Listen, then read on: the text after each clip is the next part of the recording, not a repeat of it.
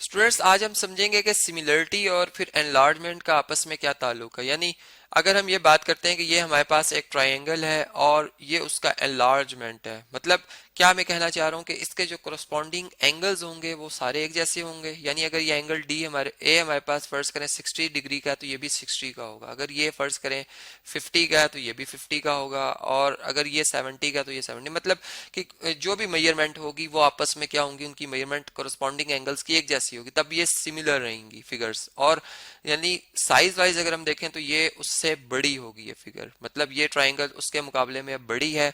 और ये इसकी शेप सेम रहने का एक और भी अगर हम देखें रीजन हमें नजर आता है कि इसकी जो साइड्स की रेशियो है कोरस्पॉन्डिंग, वो एक ही रेशियो से, एक ही यानी हम कह सकते हैं हिसाब से बड़ी है। मतलब अगर ये 7 सेंटीमीटर थी साइड ए सी, तो ये वाली जो डी एफ है वो 14 है, उसका 2 गुना है। ठीक है, अब जो भी इनमें रेशियो हो, बाकी जो दो साइड्स हैं उनमें अब ये रेशो होनी चाहिए जो इन दो के दरमियान है। और अगर वो नहीं होगी तो फिर ये दोनों फिगर सिमिलर नहीं रहेंगी। जैसे अगर ये 6 सेंटीमीटर है तो ये 12 है सेंटीमीटर में। ठीक है, जैसे ये 10 सेंटीमीटर तो ये 20 सेंटीमीटर, तभी ये सिमिलर है। अगर ये 19 हो जाती साइड और बाकी यही रहती और ये खाली 19 हो जाती तो फिर ये दोनों फिगर सिमिलर ना रहती, और फिर जारी बात है कि ये एंगल भी अंदर वाले वो बदल जाते।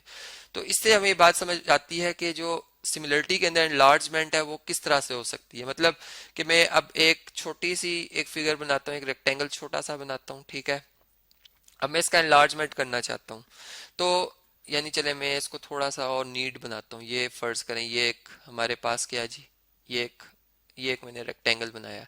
अब मैं बिल्कुल इस जैसा एक बड़ा रेक्टेंगल बनाना चाहता हूँ, तो मुझे क्या करना पड़ेगा, मुझे इसकी जो साइड्स की रेशियो है वो पहले देखनी पड़ेगी। मतलब ये अगर फर्ज करें 2 सेंटीमीटर है ये साइड, इसको मैं थोड़ा सा इधर लिखता हूँ, और ये वाली अगर फर्ज करें 4 सेंटीमीटर है, तो मैं अब ये वाली जो इसकी साइड है अगर ये फर्ज करें 4 सेंटीमीटर रख रहा हूँ, ठीक है, यानी उसका 2 गुना किया, तो ये वाली साइड मुझे 4 का 2 गुना 8 रखनी पड़ेगी।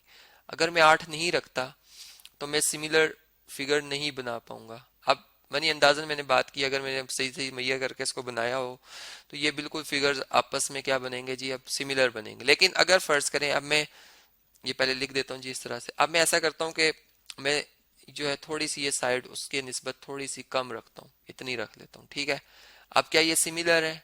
अब आप ये देखें कि इसमें जो करस्पॉन्डिंग साइड की रेशियो वो बराबर नहीं आ रही, यानी एंगल्स तो बराबर है, ये भी एंगल 90 का है, यहाँ भी एंगल 90 का है, लेकिन इस तरह सारे एंगल्स 90 के एंगल बराबर हैं, लेकिन अब साइड्स की रेशियो बराबर नहीं है। ये इससे 2 टाइम बड़ी है साइड, इससे भी 2 टाइम बड़े होना चाहिए था। अब ये फर्ज करें 6 है, तो इन दोनों की अगर हम रेशियो लें 4/6, तो ये 2/3 बनती, मतलब कि ये एग्जैक्ट 2 नहीं बनती बल्कि 2/3 जो 0.67 आप समझ लें अप्रोक्सीमेट इतनी वैल्यू बनती, जो कि कम है।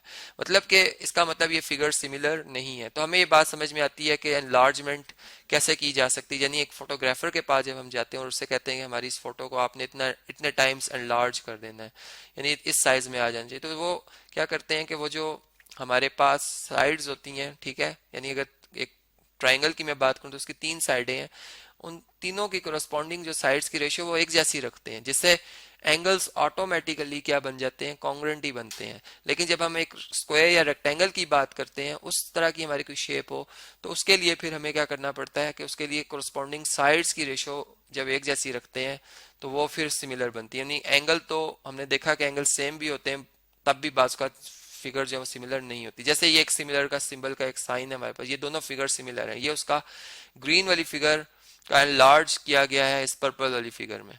अब हम इस सिमिलरिटी के अंदर रहते हुए अननोन साइड फाइंड कर रहे हैं। मतलब मैं इस बात को इस तरह समझा सकता हूँ कि एक ट्री है, ठीक है, और इधर साथ ही एक पोल है।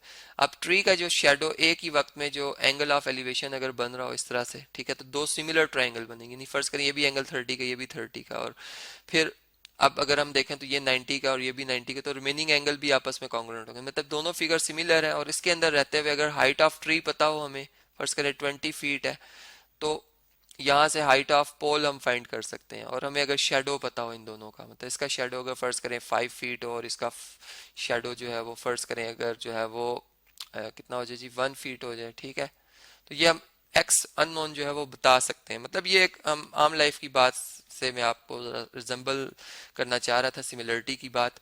अब यहाँ से भी हमने अननोन साइड फाइंड की है, मतलब 10 जितने टाइम्स एक्स से बड़ा है उतने ही टाइम इतनी यानी रेशियो जो अगर बराबर रखी जाए 5 2 से बड़ा होगा। ठीक है, तो वो इससे हमने रहते हुए प्रॉब्लम सॉल्व की, जो कि आपके लिए असाइनमेंट है। आप यहाँ से देख के समझ सकते हैं इसे कैसे हमने इसे सॉल्व किया है।